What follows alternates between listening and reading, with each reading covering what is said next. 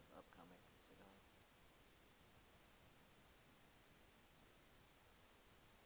Okay, cool.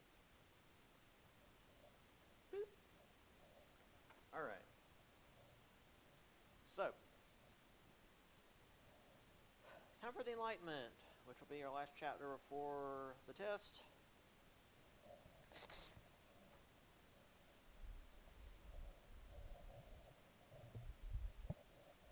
So let's get to it.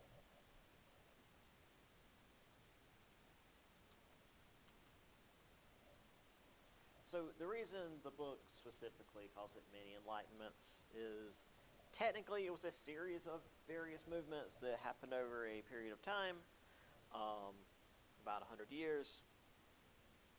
So it wasn't, I mean, I get it. It wasn't like one specific event. It was a series of things happening. Let's see. Human mind could learn more about the world outside of the basic truths of the church and the absolutist rulers, which of course were going to cause issues with the church and absolutist rulers. They don't like being questioned. Weird how that works.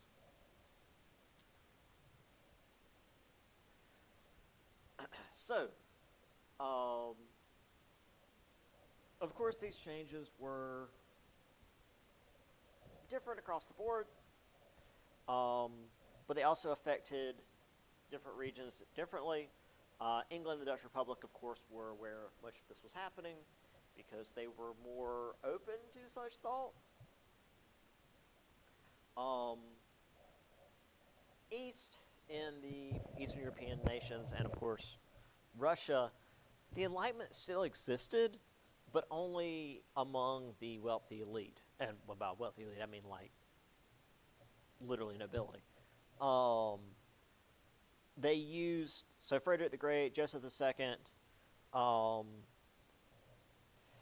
they used it to modernize their nations, but it was typically kept out of the hands of the masses. So again, Russia is a good example of, like, Catherine the Great was very much a part of the Enlightenment, but it rarely made it below the court.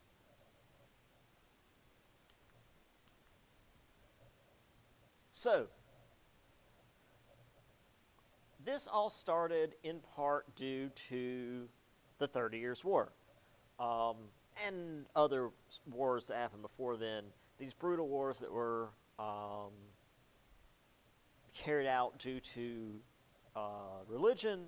So people who had, or I shouldn't say people, but like an entire group of people who had really relied on religion as being their,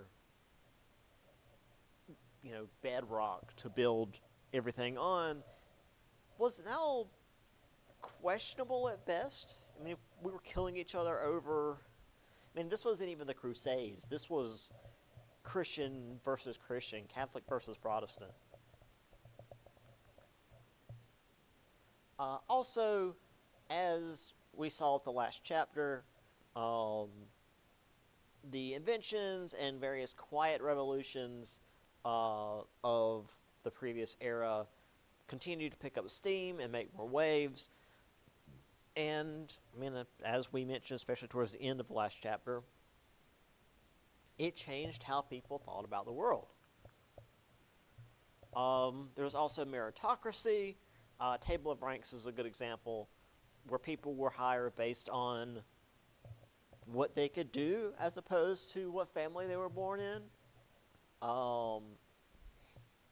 which definitely made it more difficult for nobility to just coast by and not do anything. But it did also mean that those who were intelligent, industrious, etc., from the lower classes could potentially rise up the ranks and become important in these new governments. And then that genius would not be wasted, but instead push forward their country and really the world. So, as I said, easier in England and the Dutch Republic because there was far less restrictions. Um, though, again, in the more restrictive nations like France, certain ideals were still pushed, such as scientific enlightened ideas, because it made the country stronger. Now, obviously, they shied away from the philosophical Enlightenment ideas of, a government run by the people. Can't have that.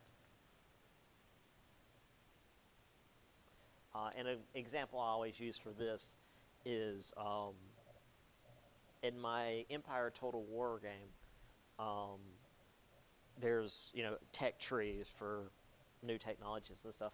But the further along the tech tree you go, the less power you have as just like the king that decides everything. So, I mean, even the game mechanics sort of work with this, where you want to do some of the Enlightenment because it gives you better cannons and guns and stuff, because you're always going to be fighting everybody else.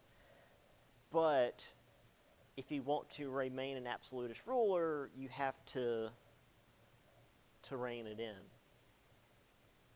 So this led to a subclass within the Third Estate. This was essentially the start of the middle class. They called themselves the bourgeoisie after the burgs, or market towns where they often lived. Bourgeoisie is the French term. In England, they were called burghers, burghers. So yeah, bourgeoisie sounds a little bit more fancy. But this was important because while they were still technically commoners, they were still Third Estate. With the Enlightenment and the contact between the nobility and at least these learned elite, they had connections to both worlds. The connections to the nobility and then also the rest of the population, which is how many of these ideas spread. Speaking of spreading of ideas, the public sphere. This goes back to the Republic of Letters from the very end of last chapter. Connections that span region, religion, and class, where the Enlightenment ideas could spread without any kind of, monarchical interference. Because again, like with the scientific revolutions, this was seen as something that should be shared and taught to everyone, as opposed to jealously guarded by some, academy or within the courts of the kings, etc. So here I just have a pretty simple image of this growing middle class, this bourgeoisie, where they were still technically commoners, they were still Third Estate, but they were getting closer to nobility in terms of their wealth, for one, but also their more, I guess you'd say, refined taste. Like, they were mimicking the nobility in a lot of ways. All right, so this next section is essentially just discussing the various powers and how they reacted to the Enlightenment, and starting with, once again, the Dutch Republic. So as I said, due to the way the government worked there, the Dutch Republic was where many exiles from the rest of Europe went, because again, a lot of these other countries didn't want this type of thought among their people. And the Dutch Republic, being a republic, and then also more religiously free than the other regions, it was where a lot of folks would go. Um, since they were unable to write or speak openly, they'd go to the Dutch Republic, and therefore it became this hotbed of thought and practices of the era. So this was where much of it coalesced. So this is why we've had, for the last couple of chapters, the Netherlands being this like cutting edge government in terms of technology, especially military technology, because of all of this, because of the people who moved from all over Europe and found refuge in the Dutch Republic. State-of-the-art military, religious, and economic practices. They had incredible advances in technology with telescopes, new forms of painting, even exotic flowers. I mean, obviously, the Netherlands are famous for their tulips, which are a bitch to grow. That said, though, there were certain Enlightenment thinkers who were going too far even for the Dutch. Okay.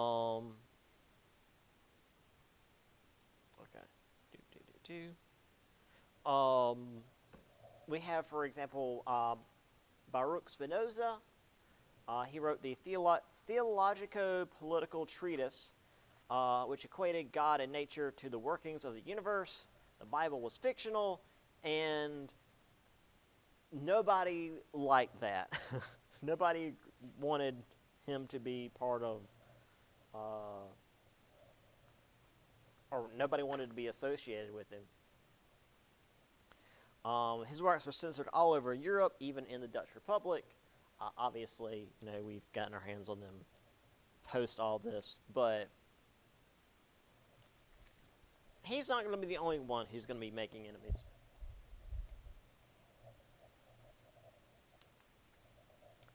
So here we have Spinoza.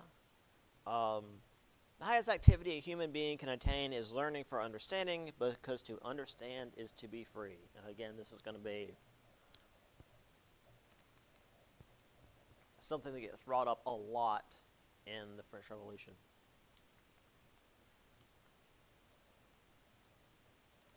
Another quote from Spinoza that, as a historian, I have to agree with. If you want the present to be different from the past, study the past. Because, again, the idea of history repeating itself is not something new. All right, on to England.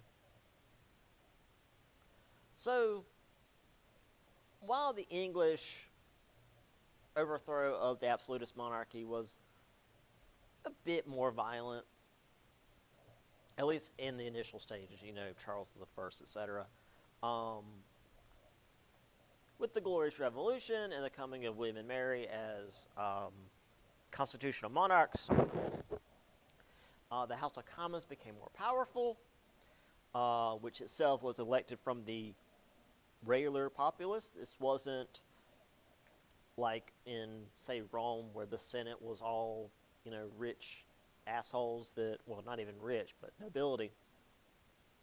Because the House of Lords was the same way. The House of Lords was all nobility.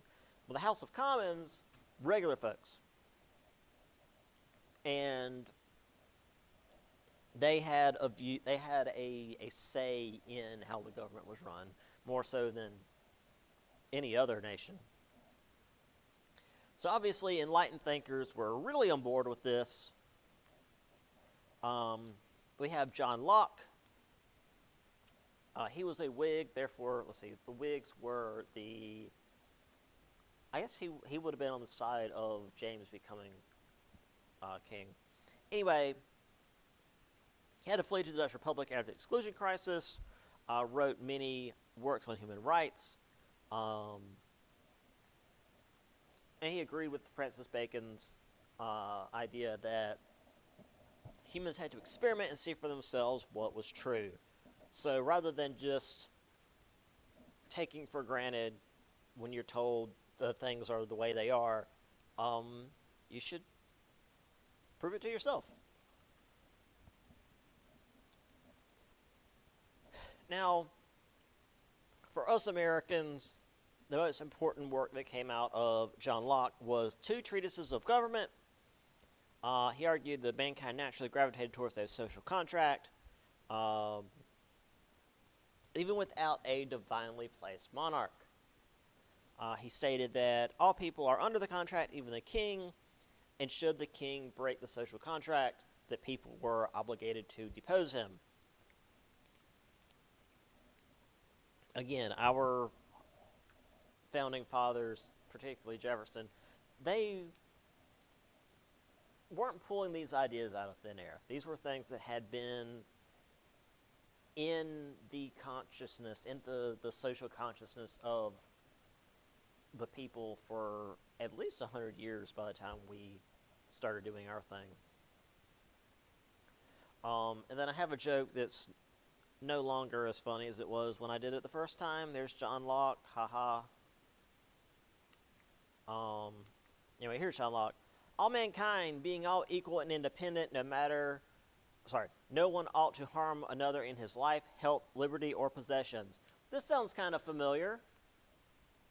It sounds like something that Jefferson might paraphrase later. And I'm being a little facetious. Basically, subtly implying that Jefferson was plagiarizing all this. That's not how it worked back then. When you used other people's work, that was showing reverence to them and their ideas. You were just synthesizing it for whatever you were using it for. So it's not that he stole these ideas. These were the ideas that were out there, and Jefferson and his ilk were like, hey, these are some good ideas. We should use them.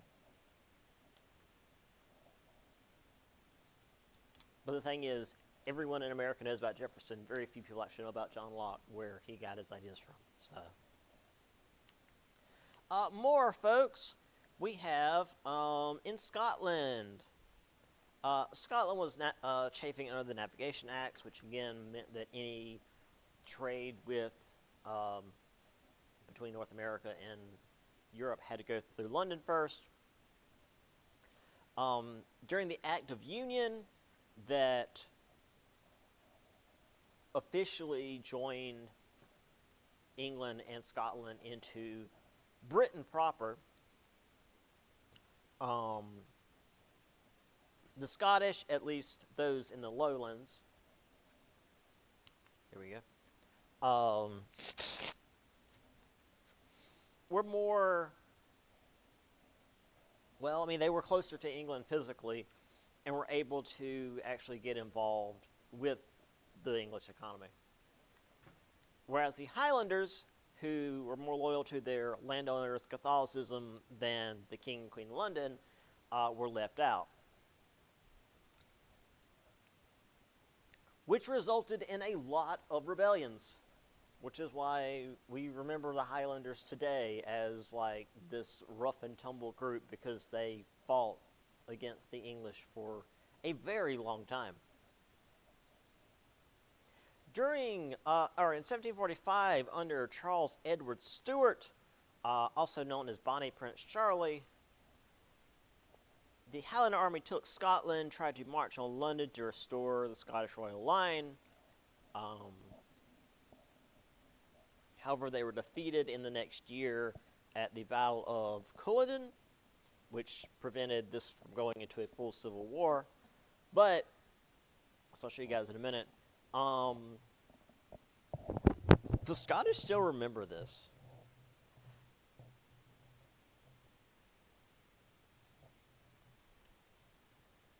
Before I show you a picture of Charles Edward Stuart,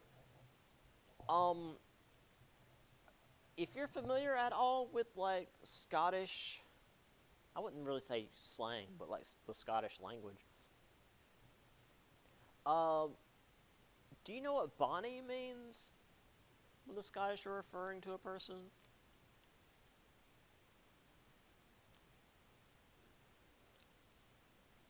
It means pretty. You'll sometimes hear like, "Oh, she's a bonny lass." This is a pretty girl. Um, yeah, this was who they were rallying behind, and it's weird because when you think of Highlanders, you think of these big, huge dudes with their I mean, or I think of the Scotsman from Samurai Jack, which wasn't entirely wrong, and then they're rallying behind this guy because he had royal blood, I guess. However, when I was making this the first time, so back in, God, what year was it? 2015, 16 maybe? There was a referendum in Scotland where basically due to the whole Brexit thing, which hadn't happened yet, but it was on the table, Scotland was considering basically dislodging themselves from England politically and remaining a part of the European Union. So, while that was happening, this was an image that I found. These badges are free. Someday Scotland will be too. And it's for 1745. It was called the 45, was the rebellion, is what it was called. That was 200 plus years ago. 250, actually, by the time this was made. And they're still talking about this, like, 1-year rebellion that happened. You see a button with a 45 on it. That doesn't mean anything to us. The Scottish know what that means. It's like, yes, the 45, the uprising of the Highlanders against England, because their history is just so much a part of their everyday culture there. It's crazy. More Scotland. We have Adam Smith. He traveled around working as a tutor, learned about laissez-faire, or the idea of a free market. Basically, the reason it was coming about in this period was about living without restrictions of guilds or privileges of the nobility. It's free market. So he wrote an inquiry into the nature and causes of the wealth of nations, which is often just called the Wealth of Nations. In 1776, he wrote that everyone should work towards their own happiness, while also working to make things better for everyone around them. They should avoid restrictions, which is to say tariffs, and allow natural competition to drive prices, not guilds, which again, as we've seen, were pretty much in control of the economy at the time. And also had the idea of the invisible hand, which he said guided the economy, or guided the market. The visible hand is a fancy term for supply and demand, where I was literally just talking about this in my previous class, where if you have a high demand for something but not much supply, the prices are going to go up because each individual thing is going to be worth more because a lot of people want it. If supply and demand are about equal, then the prices will stabilize, and theoretically,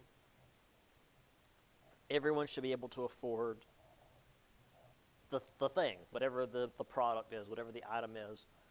If supply and demand are about equal, then it should be affordable for everybody.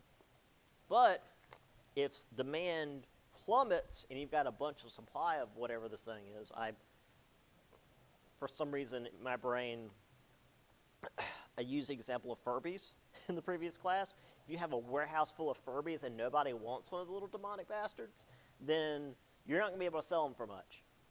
So you're going to be, if not throwing them in a landfill, selling them as cheaply as possible to get rid of them.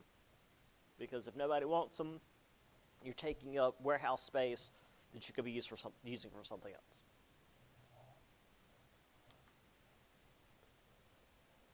So we have here The Invisible Hand by Adam Smith.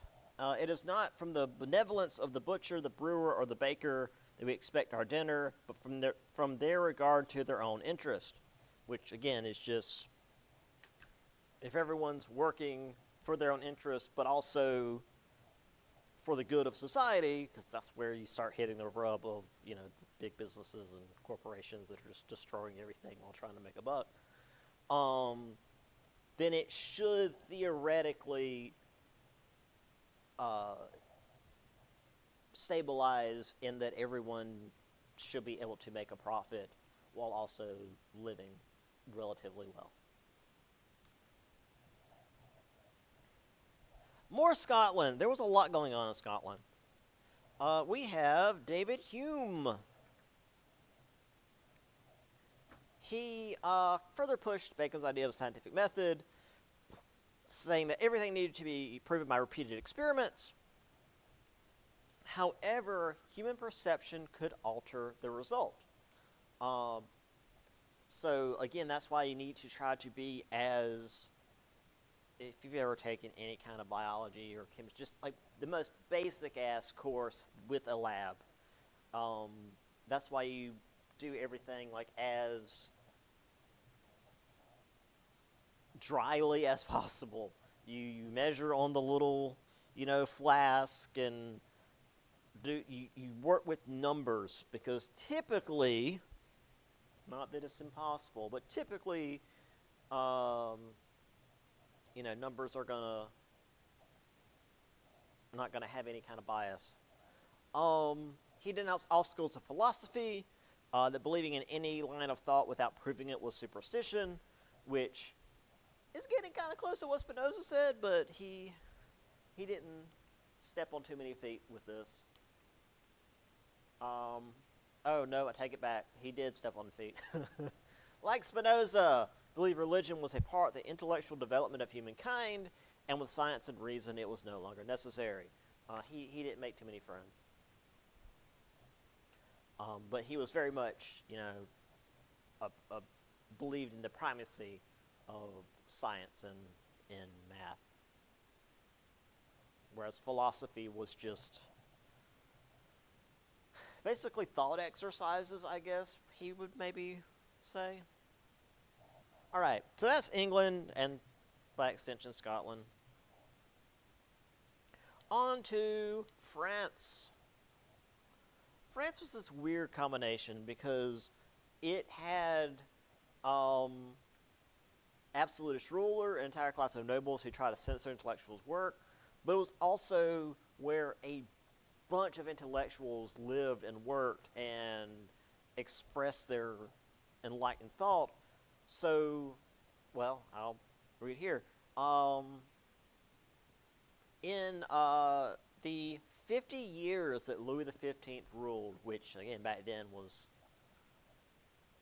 not that 50 years is not a long period of time even today, but back then that was one of the longest ruling leaders in European history at the time.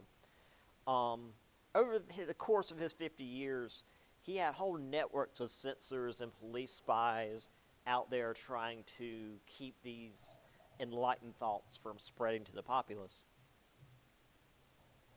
Which, of course, meant that it only went underground. Many intellectuals met in salons, which were private gatherings, so therefore, unless the police spies were doing a real good job, they wouldn't be able to get in, where they could freely express their ideas.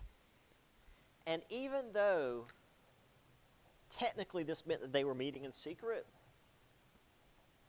the social forces of all these intellectuals meeting and sharing ideas, and of course it gradually leaking into the rest of society and changing things, that by the time Louis XVI took over in 1774, much of Europe and even over here in North America saw the Enlightenment and France as inseparable.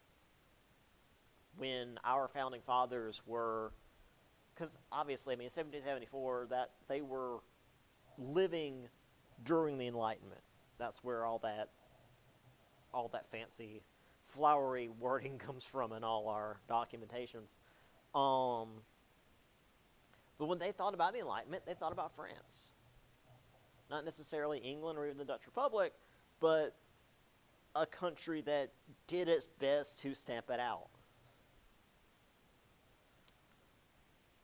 So here we have the salons where they come together and just hang out and talk about stuff, which, sounds super exciting, but I guess that was the thing you did back then.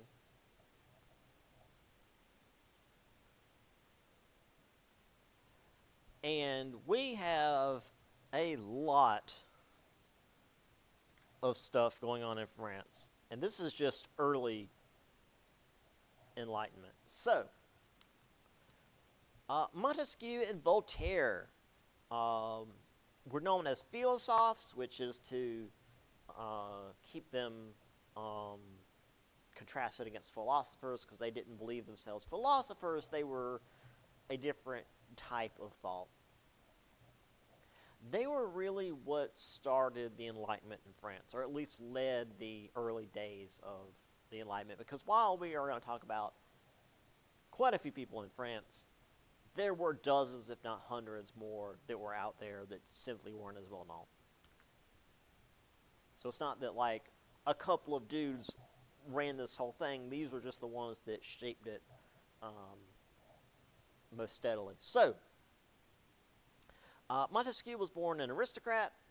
Voltaire was the son of a lawyer. Lawyers were still third estate at that time, and not quite the wealth we think of today when you're like, oh yeah, this guy's a lawyer. He must be, completely...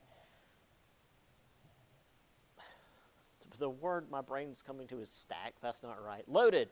Completely loaded. No, lawyers were like middle class back then.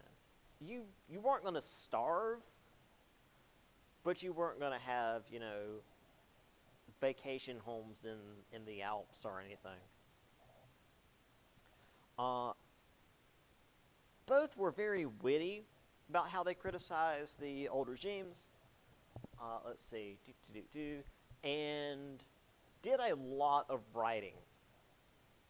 And the things they wrote about, they clearly had knowledge of. This wasn't just them spewing random ideas into the ether. Obviously, if they were, we wouldn't be talking about them. Montesquieu was friends with many of the people in Louis XVI's court, because again, he was nobility, so he would have been there regardless. And despite his enlightened thinking, which should have, at least on paper, got him in trouble, they still got in trouble, but he was still able to work among the nobility and get many of them on his side, in his way of thinking. Meanwhile, Voltaire, who again was technically a commoner, was invited to royal courts all over Europe. He actually had a place in Prussia where he would... It was basically like a little vacation home right outside of whatever the capital of Prussia was at the time. It was right outside the king's home, the king's court, essentially. And he was like, "Hey, Voltaire, you can come hang out. You can come crash on the couch, but here's an entire home for you because I like you being here." He had friends in high places. As I said, both of them got themselves in trouble. Montesquieu, with the spirit of laws, he called the Catholics intolerant, which the Catholics tend not to tolerate real well. Voltaire was a deist. He denied anything that was not rational, which typically is to say organized religion. And their main contribution was paving the way for later Enlightenment thinkers. They were there, and really set the stage for what would be to come. So here we have Montesquieu, this very Roman portrait. Obviously, he was hearkening back to the classical era. He says here, "There is no greater tyranny than that which is perpetuated under the shield of law and in the name of justice." That's not at all relevant to anything today. I just, that's what I put up there almost 10 years ago now. Let's see. Oh, nothing from Voltaire just yet. We'll talk. Oh, no. I read this thing about Voltaire.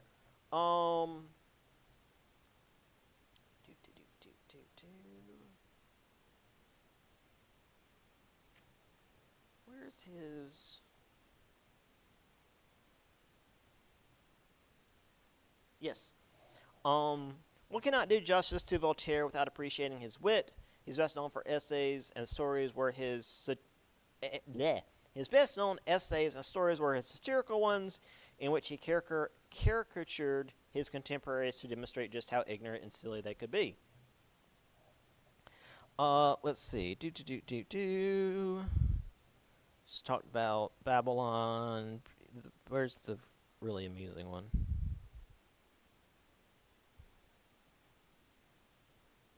Was it not Voltaire? They had the weird thing with the ring. Oh no, I've got it in the PowerPoint, so we'll get there later. All right. Diderot. Denis Diderot, because again French, so we don't pronounce half of it. Oh no, Diderot was the one. Diderot wrote The Indiscreet Jewels.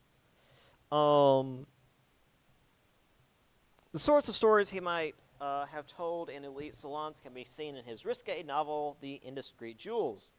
By turning a special ring, the novel's main character makes the courtier's genitalia report on their recent sexual encounters. This was high art in the Enlightenment. All right. More importantly, though, obviously with the title here, much of what he did was on the Encyclopedia, or Encyclopédie as French, which we actually have in a completely separate section a little bit later in the chapter, so we'll talk more about that in a little bit. He was interested in multiple subjects in the arts, political sciences, well known among the aristocracy and the common man, and he went to jail a bunch. There is a video that usually I'd show during this period, but again, we've lost too many Mondays. That talks about Diderot's work with the Encyclopedia, and it was basically like he, worked on his first drafts of the Encyclopedia, and then when he published them, they were immediately censored, and he was jailed. And then it shows like this old jail cell in like a French, I guess an old French prison, like slamming shut. And then the narrator continues to speak, and it's like, and then after a few weeks he gets out and continues working on the Encyclopedia. And when that part gets published, it gets censored and he gets jailed again, and they slam the same door. It's like 3 or 4 times where it's like that same cell door slamming, which in my mind made me think that they like had a separate cell set aside for Diderot. It's like, oh, he'll be back. No point in putting anybody in here. We need a place to throw Diderot when he gets in trouble again. He also said some things that probably didn't make people too happy, such as this quote: "Man will never be free until the last king is strangled with the entrails of the last priest." Yeah, he wasn't making friends.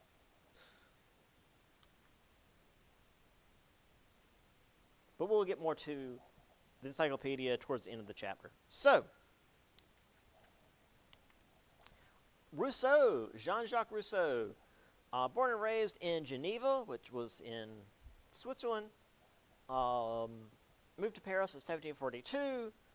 However, he didn't like going to these salons and talking to people, talking to his peers in the relative safety of these salons. No, he wanted to be open and honest with pretty much the public in general into how he believed things should go. So he got himself into a lot of trouble. Um, his belief that all inequalities of the world were due to the owning of private property, which again is literally something we talked about in my American history course just now, which is weird that like this thing happening in the 1800s was already being discussed in France in the 1700s. His views on women and government, which is to say he believed there should be a democracy, and then also he believed in at least the relative equality of women. What do we have here? All right. Obviously, he got himself in trouble. In the social contract, he believed that state religion was hypocritical, and in Emile, he wrote that a child should not be taught religion at all, instead choose for themselves once they're old enough to understand it. He got in trouble, again, all over Europe, even in Geneva, which Geneva was well known for its openness to enlightened thought. But again, some of these folks were going a bit further than other people would allow. He eventually moved to England, but then did move back to France, but they wouldn't allow him in Paris. So he could be anywhere in France except Paris. Again, this is something that I often bring up here. Even today, Paris and the rest of France are sort of seen as separate entities. I worked with I had in the same flat when I was in Ireland, a French exchange student. And he himself said that everyone in France hates everyone in Paris, and everyone in Paris hates everyone else in France. Like they're, despite it literally being the capital, Paris and the rest of France don't get along. So him being allowed back in France, but not Paris specifically, makes a lot of sense. It's like, oh, you can do whatever you want in the countryside and all these other cities, but don't come to Paris. Again, this is a quote that many of the men who would eventually create the American Revolution, this was a quote that they at least paraphrased. Remember this maxim: we may acquire liberty, but it is never recovered if it is once lost. Like, literally, I want to say Ben Franklin used this quote. One of the founding fathers certainly did. Right. So moving out of out of France for a little while. Central and Eastern Europe, literacy rates were much lower. There were fewer urban centers to concentrate the commercial elite, and even the commercial elite who were there were relatively poor. So the Enlightenment typically was top-down. The monarchs would use the Enlightenment to modernize their country, increase revenue, war-making ability, etc. Train. And to do their best to curb the power of the aristocracy and clergy, which in many of these nations were like rivals with the monarch in terms of the wielding power. So, as I said, there was enlightened thought in the East, in the Eastern nations, and even in Russia. But it was typically controlled by the monarch and the nobility, and very rarely did the common man ever even know it was a thing. I mean, and especially in a place like Russia, with its vast lands that are often not very well connected, you'd have groups of people that would be completely unaware of what's going on. I want to say there was a group in Siberia that was contacted it was probably the late 1900s. that hadn't been aware that the World War II ever even happened, because they were so isolated from everything that they were never touched by the war.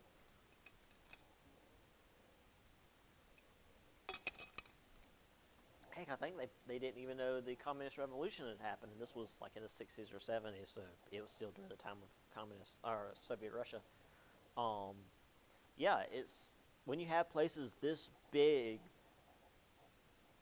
and that spread out, you just things don't spread like they would in, say, Paris, densely populated city. Speaking of Russia, um, it actually was one of the earliest enlightened nations, but again, it never really got very far below the court. It was typically the monarch and the court officials. Peter the Great modernized Russia way back when. I mean, literally like 2 chapters ago. He didn't call together the Zemsky Sobor, which was the sort of parliament. Had Russia's first census, attacked the Orthodox Church, tried to forbid facial hair, which he saw as barbaric, which again in Russia is a hell of a thing.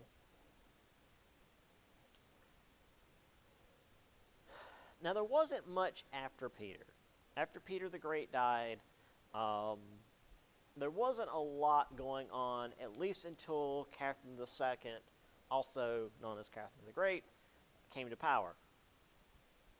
As I mentioned with the 7 Years' War, she was actually German-born, but once she moved to Russia, she, with no help from really anybody, learned Russian, started making connections, and after Peter III's untimely end, she came to power, corresponded with philosophers, wrote on many subjects, and was in power when Russia took much land from the Ottoman Empire and gained control to the Black Sea. Which was important because that's something that Russia's been trying to do since, like, Ivan, is get to the Black Sea, because the Black Sea is connected to the Mediterranean, and also it's far enough south that it doesn't freeze over during the winter, which most water sources in Russia did, so they could continue trade and access to, not only would they have access to the global market, because if you can go from the Black Sea to the Mediterranean, you've got access to, what Venice was up to, but then you can leave from the Mediterranean into the rest of the ocean, into the rest of the world. And that was what Russia wanted more than anything. Also, though, she pushed for some level of religious toleration. So when these lands were taken from the Ottomans, the Muslims who were still living there were not forced to convert to Russian Orthodoxy or be murdered. They were just more or less left alone. And when you're not trying to murder people for their religious beliefs, they tend to not be as likely to rise up and try to fight back. Because, I mean, at the end of the day, they had a different flag and they pay their taxes to a different country, but, not a lot changed for them. All that said, neither Peter nor Catherine really considered serfdom a problem, which, as I've said, was kind of essentially slavery, but that had been a thing in Eastern Europe for centuries, so it wasn't seen as something that needed to be fixed, because it's always been that way. So here we have Peter the Great. Again, all he's got is a little mustache. Again, very 18th, 19th century. But no big bushy beard. And this image, again, these portraits, very full of symbolism. You've got the sword here because he very much was leading Russia in all sorts of conquest. You've got him with a map, not just conquest, but exploration. In the back, you have, I think that's maybe a monastery. So he was still working with the Russian Orthodox Church. And then also here we have a canon which further emphasized not just the military ambitions of Russia, but also the technological advance of Russia. Because, I mean, a sword's all well and good, but we've had swords for freaking forever. But then you've got a cannon proving that, hey, Russia's still on board with modernization. But also, it had a second meaning. Any clue what the cannon there at Peter's sort of waist height could also imply?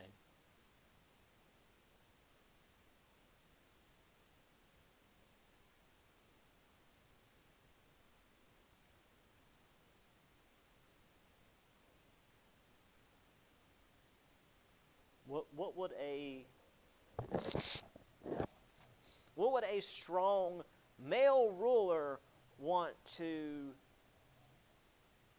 suggest about himself? Yes, that's literally what that's there for. It's like, oh yeah, Peter, he's not just an explorer and a leader of our country, he's also swinging a big old Russian dick.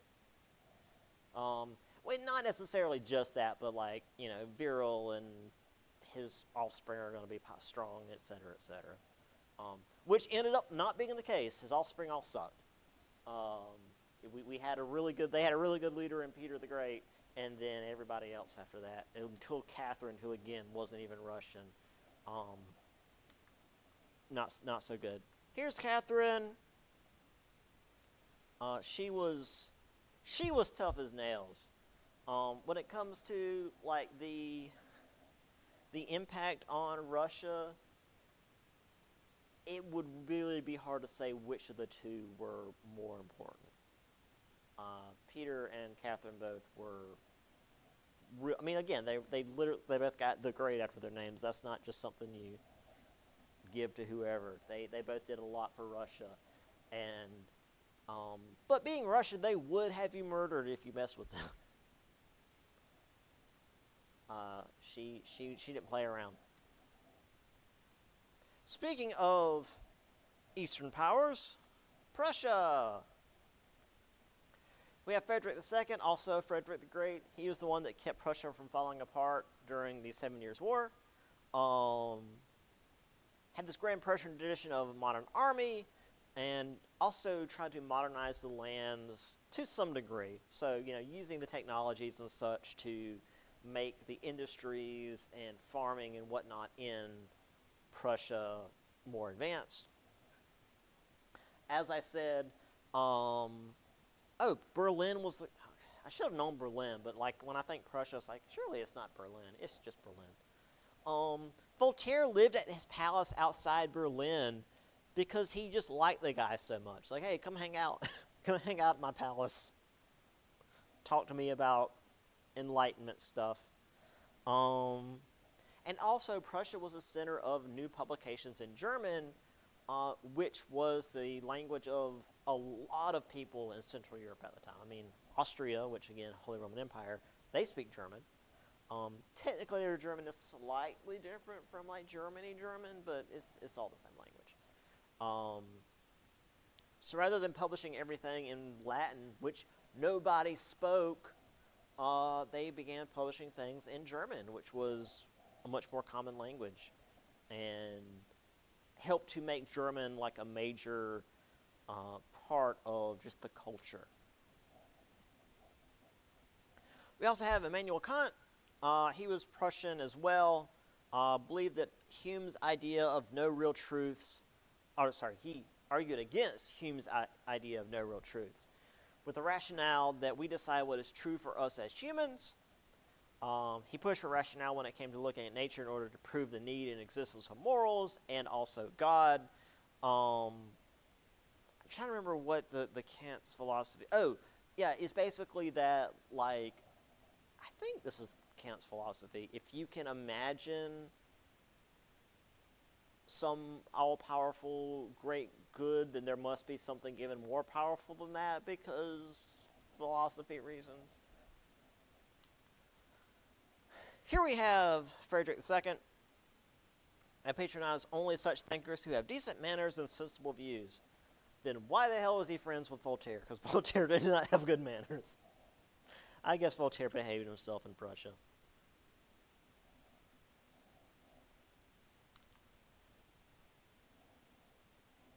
And then here we have Kant with a quote that I can get behind.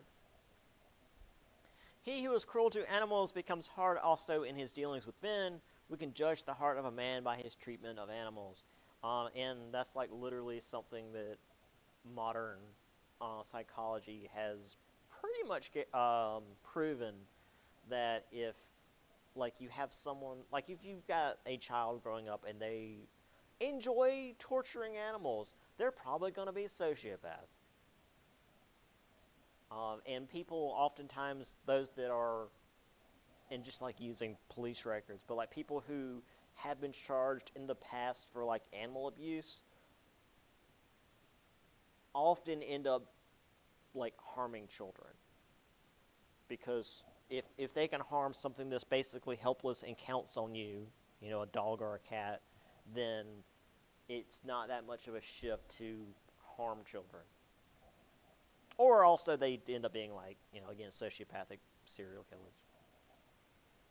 That's not an exaggeration. It sounds like an exaggeration. It's really not. Yeah. So Kant was certainly on board with that one, which, like I said, modern psychology has proven that. Austria. We have Joseph II. He was a co-regent. He worked alongside his mother, Maria Theresa. He pushed for lots of enlightened ideals. However, his mother was far more moderate, and he couldn't get as much done as he would have liked. Now, she was somewhat on board with these enlightened ideals. For example, she established a universal elementary education, which is a huge step for a nation in this era, where all children in the kingdom get at least reading and writing, and probably like basic math. That alone is an extremely important foundation to have a at least somewhat learned populace. Once again, like, you know, literacy rates weren't great back then. I mean, and honestly, they're not as good as they should be today. However, Maria Theresa was very religiously intolerant. She would not allow anything outside of, I guess this was Austria, Roman Catholicism, and was very harsh with her treatment of any other groups. Once she finally died, Joseph II began doing, or at least attempting to do, what he wanted to do, extended religious toleration for non-Catholics and Jews, and also tried to begin dismantling serfdom, which again, the fairly enlightened rulers, Peter the Great, Catherine the Great, didn't do anything about. But here we have Austria, Joseph II doing his best to get rid of serfdom. However, in Austria, the clergy and nobility were far more entrenched, far more powerful, and he was not able to maintain the level of enlightened change as he wanted. He also wanted everyone in Austria to speak German, to the point that Belgium, which was under the control of Austria at the time, everyone in Belgium decided they were going to start speaking Flemish, just to spite him. Flemish was a dying language. It was basically non-existent. But just to spite this guy that's like, hey, we should all speak German, because that's like, again, one of the most common languages in Europe at the time. They're like, no, we're going to go back to this old language that's almost completely gone, and make that our official language, just to mess with this guy. Um, Serfdom was still alive in much of Austria, and the monasteries were not parted with their land like he wanted to, in order to use that land for the nation. So yeah, some half measures in Eastern Europe. Now, the book does go into Spain, Portugal, and Italy, but we've only got like 10 minutes left, and I don't feel like getting into that right now. Also, very hungry. I want to go home and eat. So, we will deal with that on Monday. Um, if we happen to be able to knock out the rest of the chapter on Monday, uh, we'll still have the review on Wednesday. So it's not like we're gonna suddenly jump into the test. So, um, well, yeah. I mean, we're on slide 17, and we just started, and there's 27 slides, so we might be able to finish this on Monday, and then we'll do the study guide and be done. All right, that'll do it for now. I'll see y'all next week.